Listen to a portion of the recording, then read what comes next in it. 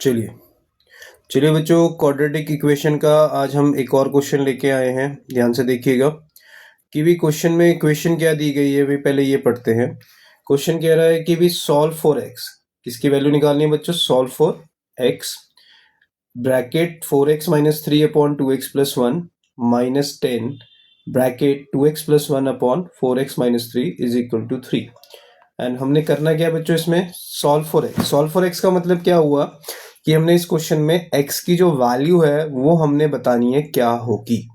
What is the value of x, मतलब इस quadratic को सॉल्व करने पे हमें x की वैल्यू फाइंड आउट करनी है। तो अब आप एक चीज नोटिस कर रहे होंगे, इस वाली वैल्यू और इस वाली वैल्यू को अगर मैं कंपेयर करूं तो दोनों में एक रिलेशन नजर आ रहा है। वो रिलेशन हमें ये नजर आ रहा है कि जो वैल्यूज हैं they are reciprocal of each other, मतलब दोनों वैल्यूज एक दूसरे की क्या दी गई हैं बच्चों? रेसिप्रोकल दी गई है। क्या दी गई है सारे बोलो बच्चों?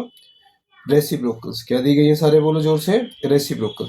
तो अब हम क्या करेंगे कि भाई हम सबसे पहले इस क्वेश्चन को सॉल्व करने के लिए लेट करेंगे। क्या करेंगे बच्चों? सारे बच्चे ध्यान से देखिएगा।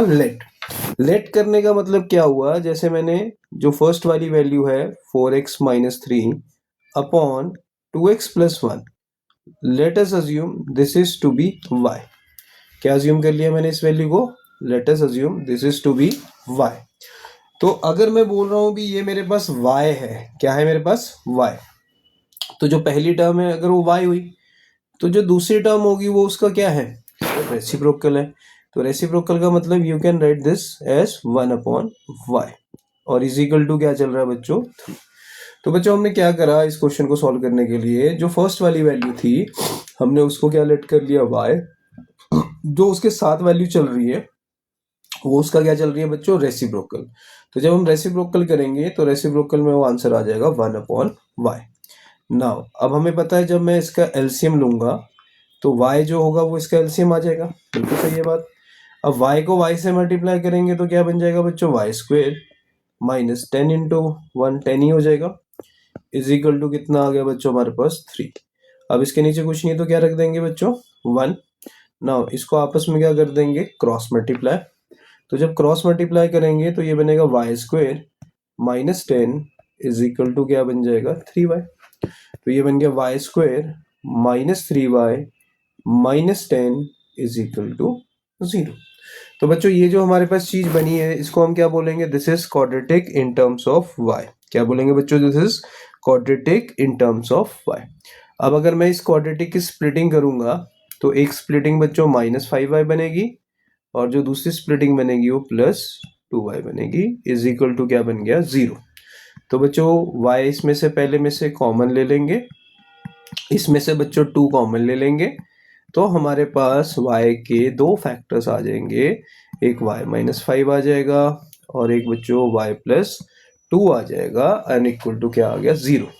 फिर हम क्या लाइन लिखेंगे? इधर y minus 5 is equal to 0 और हम लिखेंगे y plus 2 is equal to 0।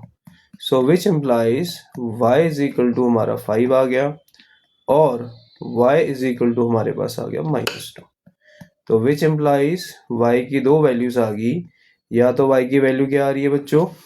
y is equal to हमारे पास आ रहा है 5, कॉमा डाल दो, दूसरा वैल्यू आ रहा है y इक्वल टू -2। दूसरी वैल्यू क्या आ रही है? y इक्वल टू 5 या y इक्वल टू हमारे पास क्या आ गया बच्चों? -2। अब बच्चों हमने क्या करा? हमने इस क्वेश्चन को सॉल्व करने के लिए हमने एक वाली जो हमारे पास ब्रैकेट थी उसको हमने y लेट कर लिया और जो दूसरी वैल्यू है वो ऑटोमेटिकली क्या हो जाएगी? 1 अपॉन वाई। फिर उसके बाद इसका क्या ले लिया बच्चों? एलसीएम।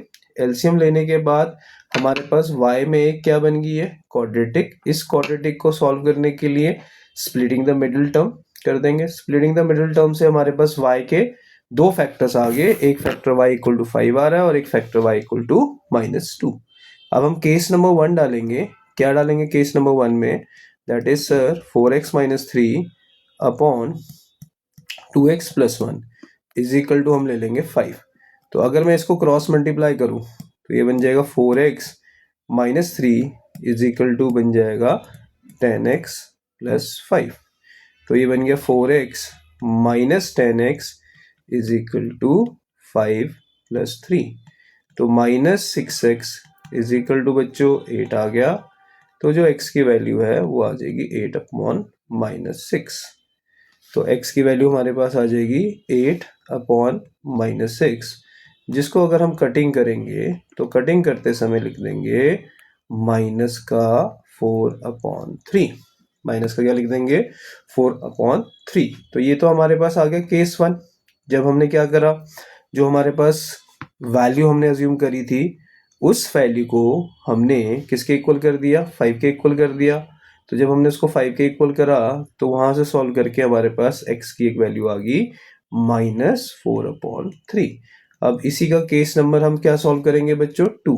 केस नंबर 2 क्या होगा, सेम जो हमने वैल्यू अज्यूम करी थी उस वैल्यू को इज इक्वल टू क्या रख देंगे -2।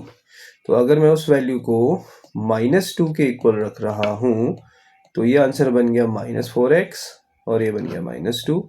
So 4x + 4x is equal to -2 + 3। तो यहां से हमारे पास 8x इज इक्वल टू कितना आ गया बच्चों, 1 आ गया। तो यहां से भी हमारे पास x की वैल्यू जो सॉल्व करके आएगी वो आ जाएगी 1/8। तो इसका मतलब हमारे पास x के दो आंसर्स आ रहे हैं। एक x का जो आंसर आ रहा है वो -4/3 आएगा और जो दूसरा x का आंसर आएगा वो आएगा हमारा 1/8। तो क्वेश्चन में दिया क्या था बच्चों, क्वेश्चन में हमें ये दिया था कि हमारे पास एक क्वाड्रेटिक इक्वेशन है, उसको सॉल्व करना है, सॉल्व फॉर x। तो हमने उस क्वेश्चन को, एक तो वे है कि भी हम डायरेक्टली इस क्वेश्चन को सॉल्व करने के लिए क्या ले सकते हैं, एलसीएम। बट एलसीएम से बेटर मेथड मैंने क्या करा, मैंने इस वाले को और इस वाले को क्या देख लिया, चेक कर लिया कि भाई एक दूसरे के क्या है, ये रेसिप्रोकल्स है। क्या है बच्चों, ये रेसिप्रोकल्स। तो अगर ये एक दूसरे के रेसिप्रोकल्स हैं तो मैं ये मान के चलता हूं कि मेरे पास जो फर्स्ट वैल्यू थी वो मेरे पास थी y। तो अगर मेरे पास फर्स्ट वैल्यू y है तो जो दूसरी वैल्यू होगी वो ऑटोमेटिकली उसका रेसिप्रोकल है, तो क्या बन जाएगी सर, 1/y। अब मैंने यहाँ पे तो इसको y लेट कर लिया, इसका क्या ले लिया 1/y इज इक्वल टू मेरे पास क्या चल रहा है 3 है ना, इतनी बात क्लियर होगी। अब इसके बाद इसको मल्टीप्लाई करके एलसीएम ले लिया, इसका एलसीएम में दोनों में एलसीएम y आ जाएगा।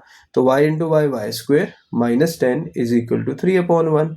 तो अब इसके बाद इसको क्रॉस मल्टीप्लाई कर दिया, क्रॉस मल्टीप्लाई करने के बाद 3y को लेफ्ट साइड शिफ्ट कर दिया।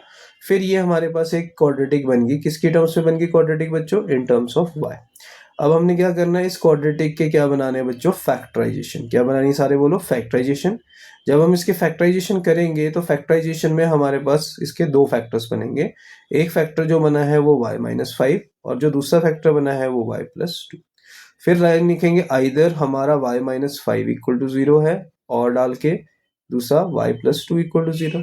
तो यहाँ से जो y है वो 5 आ जाएगा और यहाँ से जो y है वो -2 आ जाएगा। तो इसका मतलब हमारे पास y के दो फैक्टर्स आ रहे हैं, एक तो 5 आ रहा है और एक फैक्टर जो आ रहा है वो -2 आ रहा है।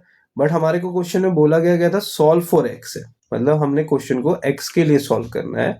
तो हम केस नंबर 1 क्या डालेंगे, जो हमने वैल्यू अज्यूम करी थी उसको इक्वल टू 5 लिखेंगे। फिर उसको हमने क्रॉस मल्टीप्लाई कर दिया, क्रॉस मल्टीप्लाई करने के बाद सिंप्लीफाई किया तो वहां से एक x की वैल्यू आ गई -4/3। तो this is one of the root of this quadratic equation. क्या बोलेंगे इसको, this is the one of the root of this quadratic equation. फिर इसी वैल्यू को जो हमने लेट करी थी y, उसको हमने किसके इक्वल कर दिया, -2 के। तो जब इसको -2 के इक्वल करा तो वहां से भी हमने इसको सिंप्लीफाई करा। सो सिंप्लीफाई करने के बाद यहां से भी हमारे पास x की एक और वैल्यू आई और ये भी x का क्या कहलाएगी, सोल्यूशन, या ये भी x का क्या कहलाएगी, रूट। तो x के जो दो आंसर्स आ रहे हैं वो क्या क्या आ रहे हैं, एक -4/3 और एक आ रहा है 1/8। और यही इस क्वेश्चन का जो है हमारा आंसर है। Clear, note it down.